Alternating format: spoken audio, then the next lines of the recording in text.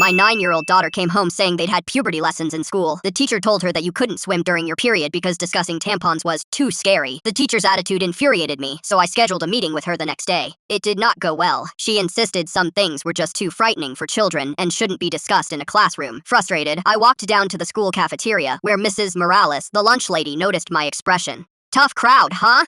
she said, wiping down a counter. I couldn't help but vent about my meeting. She listened, then let out a warm, knowing laugh. "Oh, Mrs. Davison is a handful. She is old school, but her heart's in the right place. You should hear the story her daughter tells about her son-in-law after his knee surgery." I leaned in, intrigued. "He is coming out of anesthesia," Mrs. Morales said, stifling a giggle. "And the first thing he says is, 'Wait, if they took my leg, how am I going to run from my mother-in-law?' His wife is trying to calm him down, and he gets this horrified look. 'She is coming for dinner Sunday. I need that leg. She hates me. The only reason I am still alive is because I can outrun her.' He had it all planned out," she continued. "Kitchen to back door is 4.2 seconds on crutches, 2.8 in a wheelchair. The cookies are a trap. It is psychological warfare." I burst out laughing. It gave me a slightly different perspective on the rigid teacher. Over the next few weeks, Mrs. Davison was noticeably cold to my daughter, but I noticed that at lunchtime, Mrs. Morales would always accidentally make too much pudding or slide an extra cookie onto my daughter's tray with a quiet wink. Last spring, we received devastating news.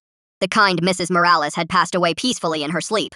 I took my daughter to the funeral, and the church was packed with hundreds of former students she had cared for. At the end of the service, her lawyer stood up to read from her will. It turned out that 20 years earlier, Mrs. Morales had inherited millions from her late husband. She could have done anything, but she chose to keep working in our school cafeteria because she genuinely loved taking care of kids. The lawyer then read a list of students she'd secretly put through college over the past 2 decades. 47 names in total. My name, my daughter's name, was on it. As the first recipient of a newly established college scholarship. Through tears, the lawyer explained that she never wanted gratitude or recognition.